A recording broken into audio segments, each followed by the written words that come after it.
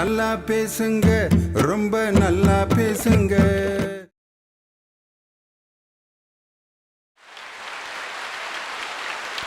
காலையில் ஒரு இனிமையான பாட்டு கேட்டோம்னா அது சாயந்தரம் வரைக்கும் நம்ம மனசில் ஓடிக்கிட்டே இருக்கும். அண்மையில் மறைந்த நமது மெல்லிசை மன்னர் எம்.எஸ். விஸ்வநாதன் பார்த்தீங்கன்னா அவருடைய பாடல்களை ஒன்றொன்னா இன்றைக்கி ஆய்வு செய்தோம்னா உலக நாடுகளில் இருக்கக்கூடிய எல்லா இசையையும் அப்படியே கொண்டு வந்து சேர்த்துருக்கார். உதாரணத்துக்கு பார்த்தீங்கன்னா ஒரு பாட்டு லத்தீன் பாடல், அப்படியே அதில் இருக்கக்கூடிய இசையை ஒரு காதல் பாட்டு கொண்டு வந்திருக்கார். சாந்தி அப்படிங்கிற ஒரு படத்தில் சிவாஜி கணேசன் பாடுற பாட்டு. அந்த பாட்டு லத்தீன் நாட்டினுடைய இசை. யார் அந்த நிலவு,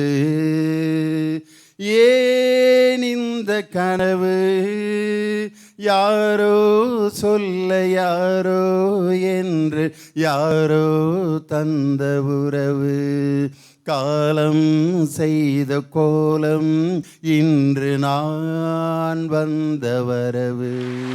லத்தீன் நாட்டு இசை. மெக்சிகோ நாட்டின் இசையை சிவந்தமன் படத்தில் போட்டிருப்பார்.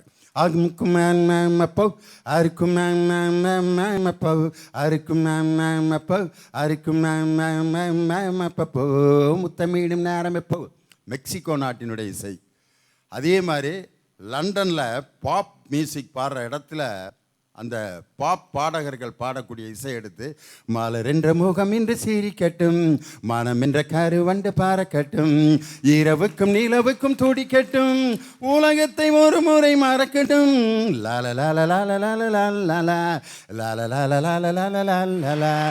எத்தனை வகையான மியூசிக். ஜப்பான் நாட்டு மியூசிக் உலகம் சுற்றும் வாலிபன் படத்துக்கு போட்டிருப்பார். பன்சாயி காதல் பறவைகள் பாடும் கவிதைகள் தீராததோ ஆராததோ, வளரும் இந்த சுகம் உறவில் வந்த சுகம். வெளிநாட்டு மியூசிக் மட்டும் இல்லை, நம்ம சாதாரண கிராமத்தில் இருக்க டப்பாங்குத்து பாட்டு அவர் போட்ட மாதிரி ஒரு இது வரைக்கும் ஒரு குத்துப்பாட்டு அதுக்கு ஈக்குவலான ஒரு பாட்டு இது வரைக்கும் வந்ததே இல்லை. அடி என்னடி ராக்கம்மா பல்லாக்கு நெழிப்பு என் நெஞ்சு குலுங்குதடி, சிறு கண்ணாடி மூக்குத்தி மாணிக்க சிவப்பு மச்சான இழுக்குதடி. அதையே அப்படியே சோகமாக கொண்டு வருவார். அதில் சிவாஜி கணேசன் அப்படியே சோகமாக அவருடைய முயற்சிகள்லாம் தோற்று போய் தன்னுடைய அத்தை மகள்கிட்ட வந்து நிற்பார். மாமா என்ன மாமா ஆச்சு, கை கழுவுறதுக்கு தண்ணி கொடு ராக்கம்மா அப்படின்ட்டு கை கழுவிட்டு என்னடி ராக்கம்மாவா அப்படியே சோகமாக பாடுவார். அடி என்னடி ராக்கம்மா என்னென்ன நினைப்பு என் நெஞ்சு குலுங்குதடி, சிறு கண்ணாடி மூக்குத்தி மாணிக்கு சிவப்பு கண்ணீரில் நனையுதடி, எல்லோர்க்கும் ஊர்கோலம் 2 தரம் அதில் ஒரு கட்டம் முடிந்ததடி, தாயார்க்கு பின்னாலே சம்சாரம் அதில் தரம் கொஞ்சம் குறைஞ்சதடி, பொன்னாக நான் நினைத்த மண் வீடு கரைந்து கண்ணீரில் கலங்குதடி, என் திட்டம் என் பட்டம் அடிராக்கம்மா காற்றாக பறந்ததடி. என்ன ஒரு இசை பாருங்க. மாணவர்களின் முன்னேற்றத்தை பெரிதும் தீர்மானிப்பது புத்தகங்களா பெத்தவங்களா மற்றவங்களா? நான் சின்ன வயதில் எல்லாம் சொல்லுவாங்க. 5ஆம் படிக்கும்போது ஆசிரியர் சொன்னார், ஐயா முத்தமிழ் முத்தமிழ் சொல்லிட்டு இருந்தார். நான் கேட்டேன், ஐயா முத்தமிழ் எனக்கு சரியா விளங்கலையா. என்னடா விளங்கல? அட விளங்காத பையனே. ஆசிரியர், என்னையே நீ உருப்படியா மாட்டேன். நான் சொன்னேன், என்னையா இப்படி கேட்குறீங்க? ஆமா ஐயா, முத்தமிழ்னா உனக்கு தெரியாது. உரைநடையா பேசினா அது இயற்றமிழ், பாடினா அது இசைத்தமிழ், அதையே நாட்டியமானா அது நாடகத்தமிழ்னார். இப்படி சுருக்கமாக சொல்லி முடிச்சிட்டாரு. எனக்கு விளங்கல. எங்கள் அம்மா கொஞ்சம் நல்லா பாடுவாங்க.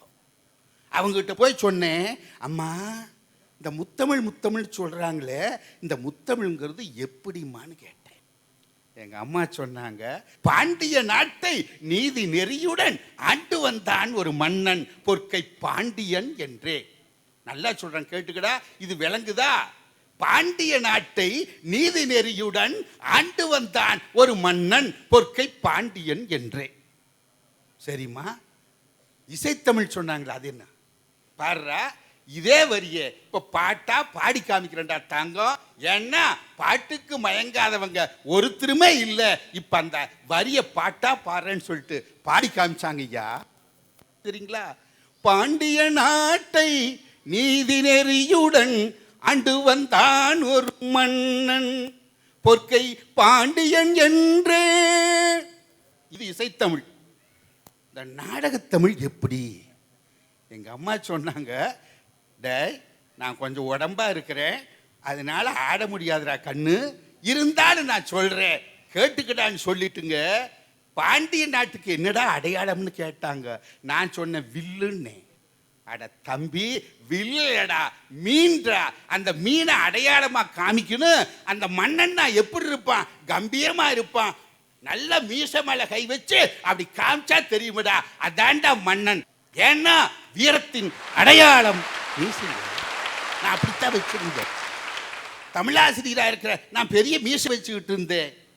ஏலூர்ல 18 ஆண்டு காலம் தமிழாசிரியராக இருக்கின்ற பொழுது ஒரே ஒரு குழந்தை கேட்டுது, ஐயா இந்த மீசை இருக்குது பாத்தீங்களா, எங்களுக்கு பயமா இருக்குதுயா, உங்களை பார்த்தா சிங்கமாட்ட தெரியுது.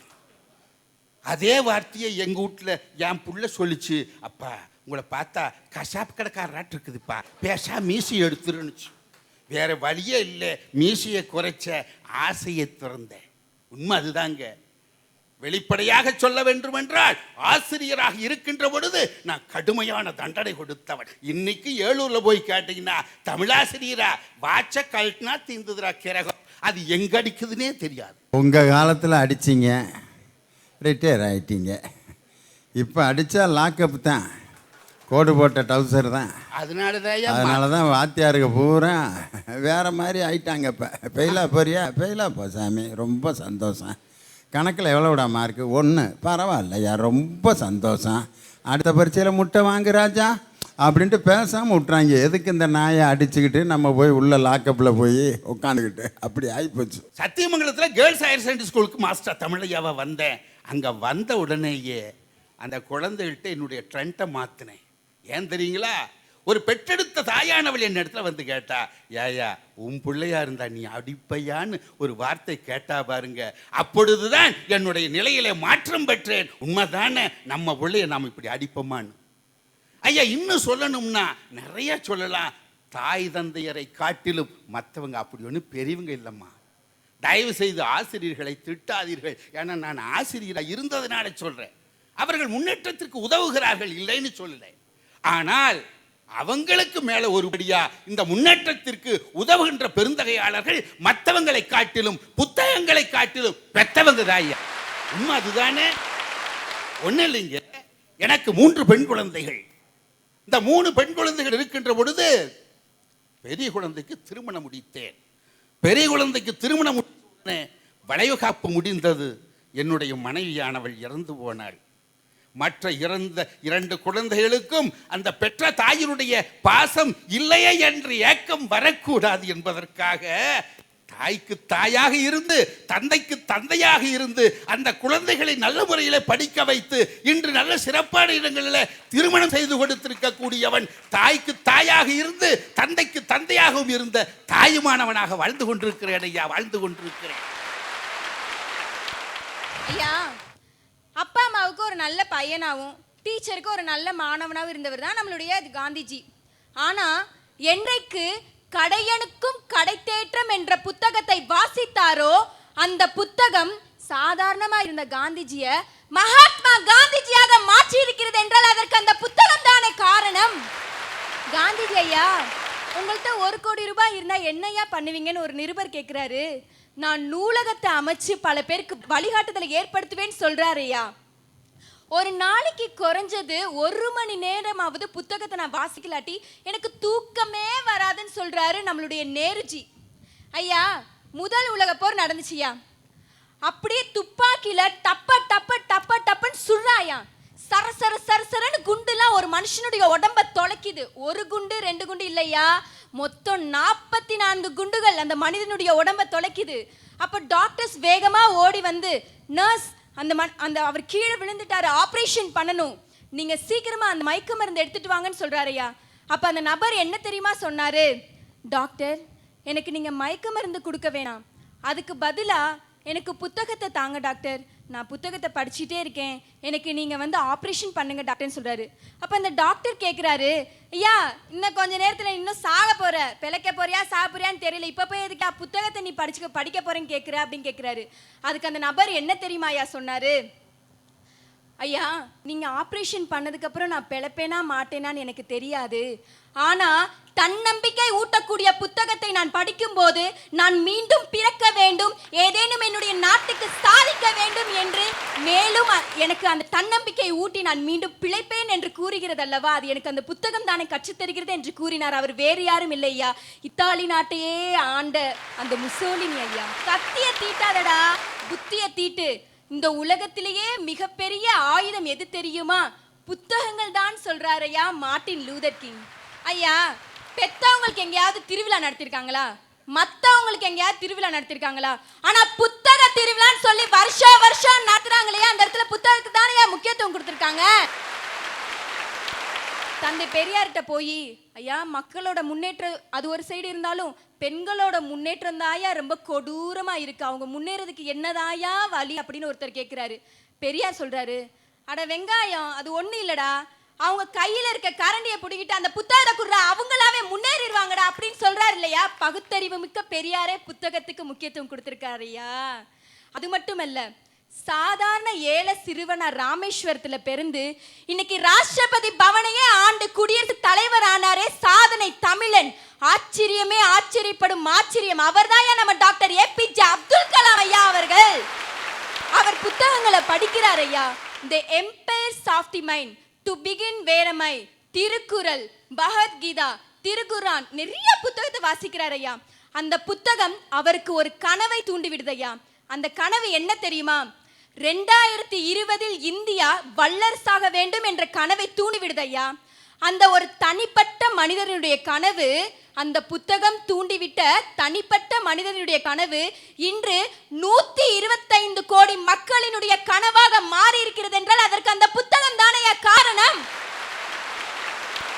1918 ஜூலை மாசம் 18ஆம் தேதி படிப்பு வாசனையே இல்லாத ஒரு கிராமத்துல ஒரு குழந்தை ஒன்று பிறக்குது. அந்த குழந்தை பிறந்ததுக்கு அப்புறம் அந்த குழந்தைய பள்ளிக்கூடத்தில் போய் சேர்க்குறாங்க.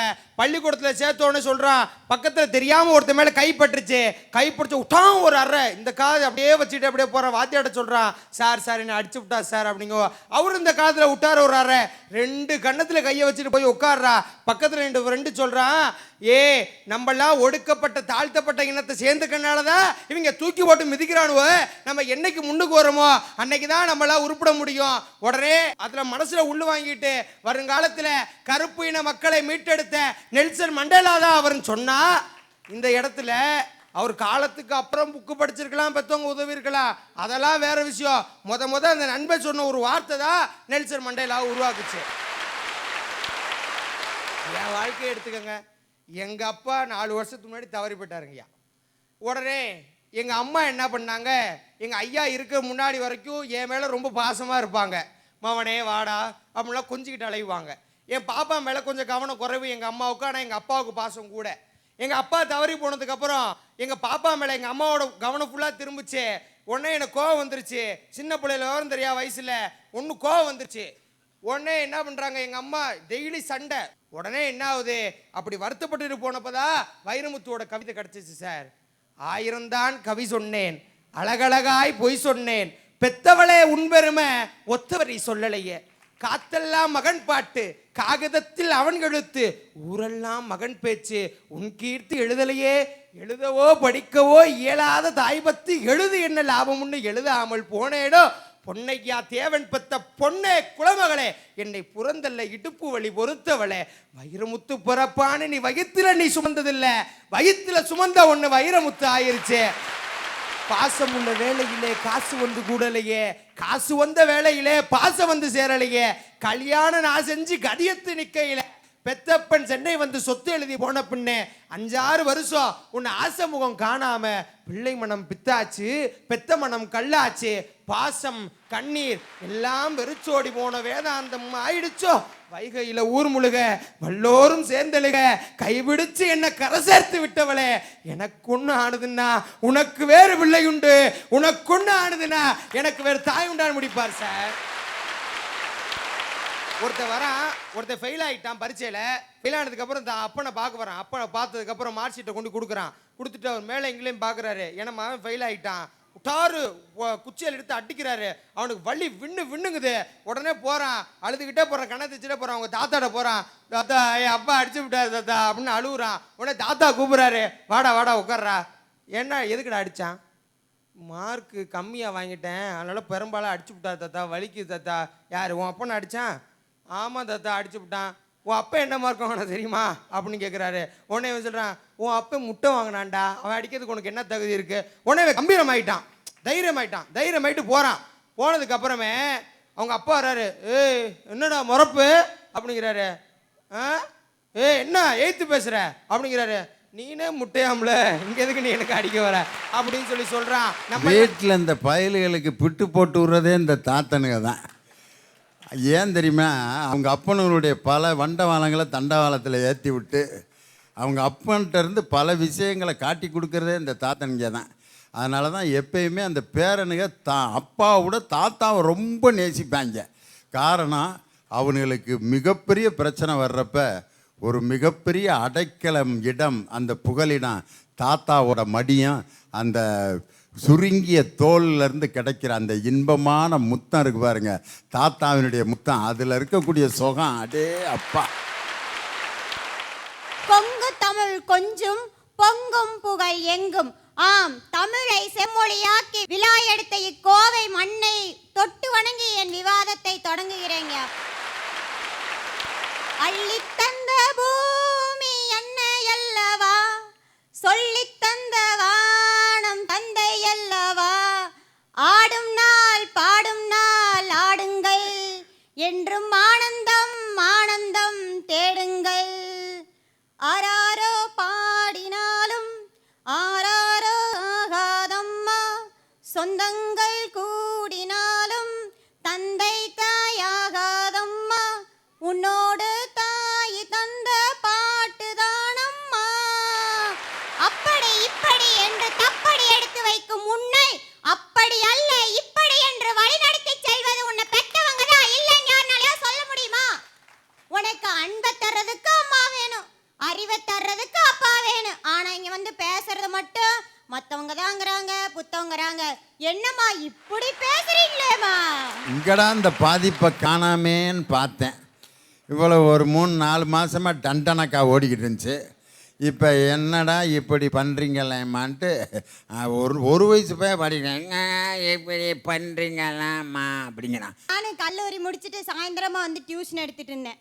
அந்த பையங்க வந்தாங்க, கேட்டேன், ஏயா என்னையா இன்னைக்கு பாடம் நடத்தினாங்க அப்படின்னு கேட்டேன். அதுக்கு அந்த பையன் சொன்னா, அக்கா காலங்களை பற்றி பாடம் நடத்தினாங்கக்கா அப்படின்னு சொன்னான். சரி நானும் கேட்டேன், சரியா மழைனா என்ன வெயில்னா என்னன்னு கேட்டேன். அதுக்கு அவன் சொல்கிறான், டவுசரை பிடிச்சிட்டு, அக்கா மழையில் ஸ்ரேயா ஆடி இருக்காங்க, வெயிலில் பாவனா ஆடி இருக்காங்கங்கிறான். புரண்டு படுத்தால் நாம் இறந்து விடுவோமோ என்று, புரண்டு படுத்தால் நாம் இறந்து விடுவோமோ என்று கருவில் நாம் இருக்கையிலே இரவில் கூட கண் விழித்து நமக்காக காத்திருக்கும் சூரியன் தாய். அப்படிப்பட்ட ஒரு தாயும் ஒரு கர்ப்பிணி பெண்ணும் தன் கணவனும் ஒரு மருத்துவமனைக்கு போறாங்க. அங்க போய் கேட்கிறாரு அந்த கணவன், ஏயா டாக்டர் பார்த்து கேட்கிறார், டாக்டர் என் பொண்டாட்டிக்கு வந்து சுகப்பிரசவம் ஆயிருமா அப்படின்னு கேட்கிறார். ஏயா இப்படி கேட்கறேன்னு சொல்லி டாக்டர் கேட்கிறார். அதுக்கு அந்த கணவன் சொல்றான், இந்த மண்ணை தொடுகையிலே எனது குழந்தை எந்த முயற்சியும் இல்லாமல் வயிற்றை கிழித்து கொண்டு பிறக்க கூடாது. தன் சொந்த முயற்சியால் அவன் மண்ணுலகை அடைய வேண்டும்னு சொன்னானே, அது தாய் தந்தை தானே. மத்தவங்க சொல்றாங்களா? டாக்டர் மத்தவங்க தானே. அம்மா 30 50,000 ரூபாய் பீஸை கட்டு, வயிற்ற கிழிச்சுக்கா, புள்ளை எடுத்துக்கா, நீ போய்கிட்டே இருங்கிறாங்க. அது பெத்தவங்களா மத்தவங்களாயா சொல்லுங்க. என்கிட்ட கேட்டா நானும் ஆஸ்பத்திரி வச்சிருக்கேன். ஏயா நீங்களும் 2 புள்ளையில பெற்றிருப்பீங்கல்ல, நான் அனுபவம் இருக்கும்ல. எனக்கு பிறந்த பிள்ளை எல்லாமே நார்மல் டெலிவரி தான். அப்புறம் நம்ம டியூஷன் வர பசங்கெல்லாம் டியூஷன் நாளை விட ஞாயிற்றுக்கிழமை தான் புக்கை வச்சு படிக்கிறாங்க. கேட்டா கம்பைன் ஸ்டடிங்கிறாங்க. கேட்டேன் நான், என்னடா படிக்கிறீங்க அப்படின்னு. அக்கா வாரமலர் புத்தகம். நானும் கூட சரி குறுக்கெழுத்து போட்டி எதையா படிக்கிறாங்கன்னு பார்த்தா 13வது பக்கத்தை படிக்கிறானாமா. ஐயா வாரமலர் புத்தகத்தில் 13வது பக்கம் என்னன்னு தெரியுமா? அதை நான் படிக்கிறதே இல்லை. அந்த இது எனக்கு பிடிக்கவே பிடிக்காது. அக்கா சொன்னாங்க நண்பேண்டாவாமா. அப்படியே நண்பேண்டான்னு சொன்னா உருகுதாமா. சொல்றா பாருங்க மச்சான் ஒரு கோட்டை சொல்லு, இல்லடா புள்ளே சொல்லு, அதான்டா நண்பனுக்கு அழகாமா. எங்கேயம்மா போச்சு நட்பு?